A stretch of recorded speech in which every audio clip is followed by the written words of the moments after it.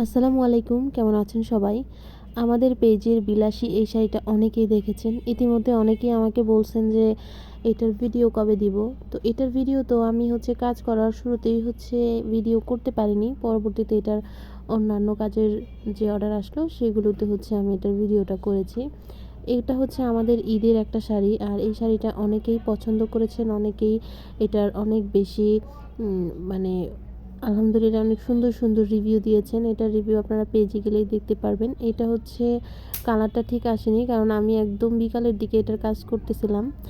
আর রোজার মাস তো দেখা যায় রোজার মাসে ওই রকম সময়ও পাওয়া যায় না। আর প্লিজ অ্যাভয়েড মাই পায়জামা। রং টং লাগানো পুরো অবস্থা খারাপ। সারাদিন রং নিয়ে থাকি, তো দেখা যায় আমার সব জামা কাপড়ে আসলে এরকম রং লেগে গেছে।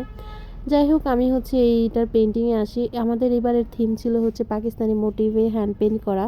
তো পাকিস্তানি মোটিভে হ্যান্ড পেইন্ট করার মধ্যে কিছু বিশেষত্ব থাকে। সেই বিশেষত্বগুলোর মধ্যে একটা হলো যে ফুলগুলো মোটামুটি একটু বড় বড় হয়। তারপরে সেখানে একটু ইউনিক কাজ করা হয়, যেমন একটু শেড থাকে। তারপরে গিল্টার ব্যবহার করা হয়, মানে 3D লাইনার। তারপরে আবার স্টোন বসানো হয়। আমি এবারে শাড়িগুলোতে সবগুলোতে এগুলো ইউজ করার চেষ্টা করেছি, আলহামদুলিল্লাহ।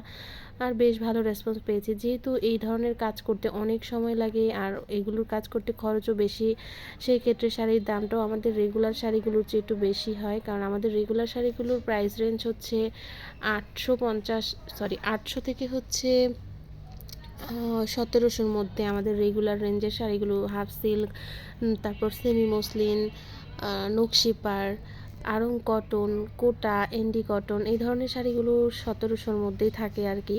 কিন্তু এইখানের শাড়িগুলো 1900 টাকা থেকে 2100 টাকার মধ্যে এবারের পাকিস্তানি মোটিভ। কারণ এখানে 3D লাইনারে যে কাজটা করা হয় সেটা অনেক সময় লাগে। তারপরে আবার স্টোনের কাজগুলো করতে বেশ সময় লাগে, স্টোনের দামও অনেক বেশি। আর এরকম না যে স্টোনগুলো ওয়াশ করলে ধুয়ে উঠে যাবে, এরকমও না। এগুলো একদম পার্মানেন্ট গ্লু দিয়ে লাগানো আছে, মানে ফেব্রিক্যাল গ্লু যেটাকে বলে। আমি এগুলো ওয়াশ করেও আপনাদেরকে দেখাবো, সমস্যা নেই। এখন আপাতত ঈদের আগে আমি সময় পাচ্ছি না, সেই কারণে করা হচ্ছে না। তবে যারা নিয়েছেন তারা কিন্তু দেখেছেন। এখানে আমি প্রথমে সাদা রঙের বেস কালারটা দিয়েছি। সাদা রঙের বেস কালারটা দেওয়ার পরে এখানে সাদাটা শুকানোর আগেই আমি ম্যাজেন্টা কালার দিয়ে শেড করে একটা গোলাপি ম্যাজেন্টা কালারের শেড দিয়ে কাজগুলো করছি।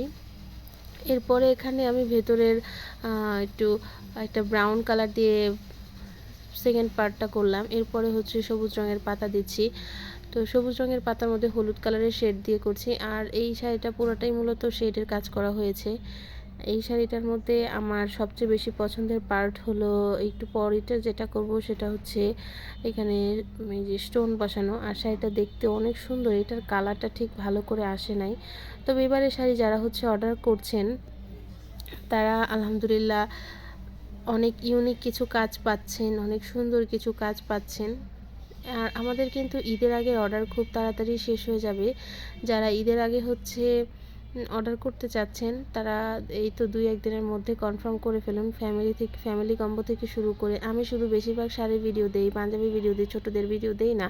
এর কারণ ব্লাউজের ভিডিও, ছোটোদের ভিডিও ওইগুলো আসলে করা হয় না আর কি। সেই কারণে আমি অধিকাংশ টাইম শাড়ির ভিডিওগুলো করি। শাড়িগুলো দিনের বেলা করা হয়। আর আমি সবসময় চেষ্টা করি ন্যাচারাল লাইটে কাজ করতে। ন্যাচারাল লাইটে কাজ করলে দেখা যায় একটা ন্যাচারাল কালার আসে।